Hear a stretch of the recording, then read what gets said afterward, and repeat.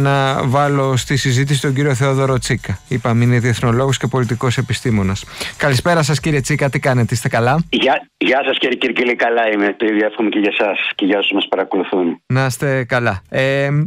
Τι λέτε λοιπόν, έχουμε φτάσει στο σημείο όπου μπορούμε να πούμε πια πώς θα βρεθεί ένας ορίζοντας έτσι ώστε να έχουμε αυτή την κατάπαυση του πυρός για ένα συγκεκριμένο χρονικό διάστημα? Είμαστε εκεί, είμαστε πλέον σε αυτό το σημείο? Ναι, νομίζω ότι είμαστε αρκετά κοντά. Εδώ και μέρες το είχα εκφράσει και εγώ ίδιος προσωπικά δημόσια, διότι αν δείτε το λένε και αμερικανικές πηγές και πηγές από τη Χαμάς. Ναι. Άρα αυτή η διασταύρωση μάλλον μας οδηγεί σε κάπως ασφαλή συμπεράσματα. Να πούμε εδώ ότι εδώ και περίπου ένα μήνα είχαν αρχίσει να γίνονται συστηματικές διαβουλεύσεις για μια νέα, πολύ πιο μακρόχρονη κατάπαυση του πυρός, κυρίως με αφορμή ότι στις 10 και 11 Μαρτίου αρχίζει ο Ιερός Μήνας των Μουσουλμάνων, το Ραμαζάνι. Σωστά. Και θεωρεί η διεθνής κοινότητα και οι γειτονικές χώρες και οι Ηνωμένες Πολιτείες της Αμερικής ότι θα ήταν μια εξαιρετική ευκαιρία να υπάρξει μια αρκετά μεγάλη διάρκεια κατάπαυση του πυρός, ανθρωπιστική κατάπαυση του πυρός. Ναι. Το Ραμαζάνι ξεκινάει σε μια εβδομάδα, αν δεν κάνω λάθος. Ναι, 10-11 Μαρτίου. 10 με 11 Μαρτίου. Ανάλογα, με τις ώρες, γιατί ξέρετε, οι μουσουλμάνοι έχουν και σεληνιακό ημερολόγιο και δεν είναι ακριβώς σαν και εμάς, ενώ για τις θρησκευτικές τους γιορτές. Λοιπόν, επομένως, γίνεται η συζήτηση για μια εκεχηρία, για μια ανακοχή περίπου 40 ημερών. 6 εβδομάδες το λένε, περίπου 40 ημερών. Αυτό είναι βέβαιο ότι θα συνοδευτεί, και αυτό είναι και το βασικό κίνητρο, για να είμαστε ειλικρινείς, με ανταλλαγή Ισραηλινών ομήρων που έχουν απαχθεί από τη Χαμάς, αμάχων πολιτών που είχαν απαχθεί κατά την τρομοκρατική επίθεση της Χαμάς της 7ης Οκτωβρίου στο νότιο Ισραήλ, και με αντάλλαγμα την απελευθέρωση Παλαιστινίων κρατουμένων από τις φυλακές του Ισραήλ. Ναι. Σε σχέση με τους ομήρους, γνωρίζουμε πώς είναι αυτοί οι οποίοι παραμένουν στα χέρια της Χαμάς? Κοιτάξτε, αυτό είναι πολύ δύσκολο να εξακριβωθεί. Γιατί στο μεταξύ γίνεται αυτή η πολεμική αναμέτρηση. Κατά καιρούς η Χαμάς ανακοινώνει ότι κάποιος όμηρος σκοτώθηκε στην περίοδο των Ισραηλινών, ας πούμε, βομβαρδισμών. Δεν το ξέρει όμως αυτό κανείς, δεν μπορεί να το διασταυρώσει. Δεν υπάρχουν δηλαδή ανεξάρτητες πηγές και ανεξάρτητη δημοσιογραφική έρευνα, ούτε επιτρέπεται για να μπορούμε να ξέρουμε. Είναι ένας ισχυρισμός. Εκεί είναι και οι συνθήκες τώρα εξαιρετικά δύσκολες. Δεν το συζητώ, διότι έχουμε μια εμπόλεμη κατάσταση εκεί. Επομένως, και επίσης να συμπληρώσουμε το εξής, ότι λόγω της σύγκρουσης, της πολεμικής που γίνεται εκεί, η Χαμάς πολλές φορές χάνει την επαφή της με ομάδες που έχουν αναλάβει τη φύλαξη των ομήρων. Δεν υπάρχει, διότι αυτοί χτυπιούνται, έχουν φύγει ουσιαστικά και από τη Βόρεια Γάζα, πάνε προς τον Νότο. Δεν ξέρουμε ακριβώς η κεντρική ηγεσία της Χαμάς πόσους ελέγχει από αυτούς τους δικούς της μαχητές που φυλάνε ομήρους, Ισραηλινούς ομήρους. Είναι λίγο ασαφή τα πράγματα. Έχει και το Ισραήλ απελευθερώσει κάποιους ομήρους σε ορισμένες δικές τους στρατιωτικές επιχειρήσεις στη Γάζα. Αυτό που φαίνεται ότι είναι στο επίκεντρο των διαπραγματεύσεων είναι η απελευθέρωση των λεγόμενων ευάλωτων ομήρων. Δηλαδή μεγάλης ηλικίας, δηλαδή γυναικών, δηλαδή παιδιών. Όχι τόσο, φαίνεται ότι η Χαμάς αυτό δεν υποχωρεί, όσο τόσο ανδρών, ας πω, που είναι σε στρατεύσιμη ηλικία, δηλαδή σε ηλικία που θα μπορούσαν να ενταχθούν στο στρατό και να δώσουν μάχη. Γύρω λοιπόν από τον αριθμό, τον τρόπο και τις λεπτομέρειες παράδοσης των ομήρων γίνονται οι τελευταίες διαπραγματεύσεις. Αλλά φαίνεται ότι το βασικό μοτίβο, το pattern που θα έλεγαν και οι νεοέλληνες, έχει αποφασιστεί, έχει συμφωνηθεί. Να ρωτήσω τώρα, ας υποθέσουμε ότι τελικά έχουμε αυτή την εκεχηρία για 6 εβδομάδες, ότι θα είναι και αυτή η χρονική της διάρκεια. Θεωρείτε πως μπορεί να αποτελέσει αυτή η εκεχηρία ένα σκαλοπάτι έτσι ώστε να τερματιστεί ο πόλεμος, ή δεν βρισκόμαστε ακόμη εκεί? Ναι. Θα μπορούσε να γίνει και αυτό, κύριε Κυρκυλή, και έχω την εντύπωση ότι η κρυφή ελπίδα των βασικών δυνάμεων της διεθνούς κοινότητας και αυτή τη στιγμή και της κυβέρνησης Biden των Ηνωμένων Πολιτειών της Αμερικής είναι αυτό. Διότι 40 μέρες είναι αρκετά μεγάλο χρονικό διάστημα. Δεν είναι τόσο εύκολη η επανέναρξη στρατιωτικών επιχειρήσεων και συγκρούσεων, χωρίς φυσικά αυτό να σημαίνει ότι είναι αδύνατη. Έτσι. Πάντως δυσκολεύεται λίγο. διότι φαίνεται ότι και πάρα πολλοί στόχοι, ας πούμε, της Ισραηλινής πλευράς έχουν εκπληρωθεί, όχι όλοι φυσικά, αλλά και η Χαμάς η ίδια αισθάνεται πολύ βαριά την στρατιωτική πίεση του Ισραήλ και ίσως θα προτιμούσε να έχει τη δυνατότητα είτε ανασυγκρότησης είτε να φύγει ένα τμήμα της ηγεσίας της από τη Γάζα, έτσι ώστε, ας πούμε, να μην είναι απολύτως απαραίτητη η επανάληψη των συγκρούσεων είτε από την πλευρά του Ισραήλ είτε από την πλευρά της Χαμάς. Νομίζω ότι είναι η κρυφή τους ελπίδα αυτή. Ναι.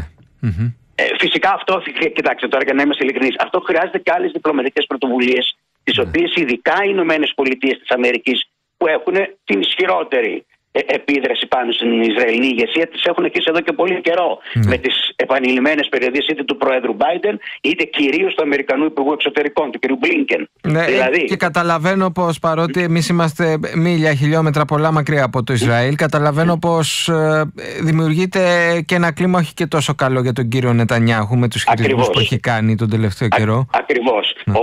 Ο πρόεδρος Biden φαίνεται ότι είναι εξοργισμένος γενικά με τον Νετανιάχου, διότι θεωρεί ότι περίπου του τα λέει λίγο ήπια στο τηλέφωνο, αλλά στην εσωτερική του ρητορική, σε αυτά που λέμε στο Ισραήλ, είναι πολύ σκληρός.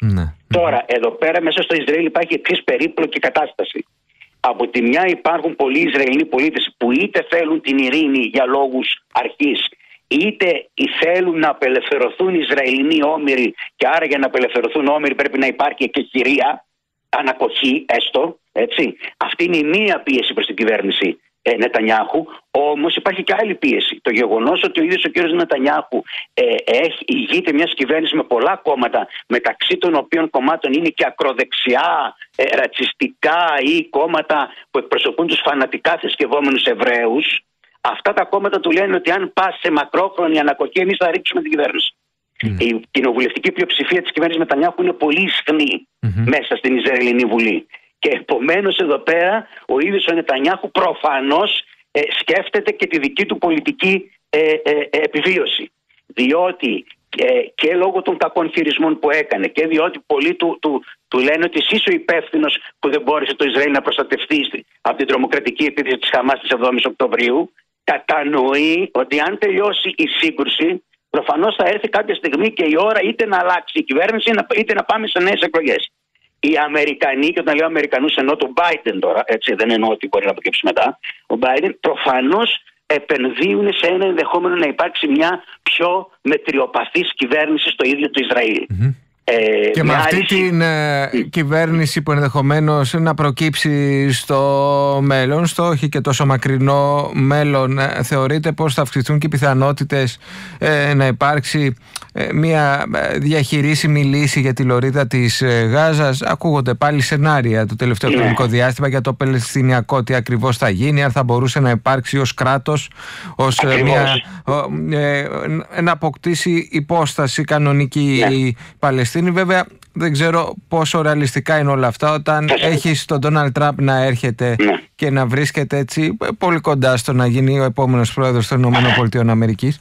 Ο αγώνας είναι να μην προλάβει ο Τραμπ, να το πω έτσι να το πω πολύ καθαρά. Ο αγώνας είναι αυτός, διότι αν προλάβει ο Τραμπ είχε ενθαρρύνει τις πιο ακραίες δυνάμεις στο Ισραήλ στο παρελθόν, όταν ήταν ίδιος πρόεδρος, και έτσι είχαν ξαναρχίσει οι παράνομοι εβραϊκοί επικισμοί στη δυτική όχθη του Ιορδάνη, που είναι το μεγάλο τμήμα των Παλαιστινιακών εδαφών και ούτω καθεξής.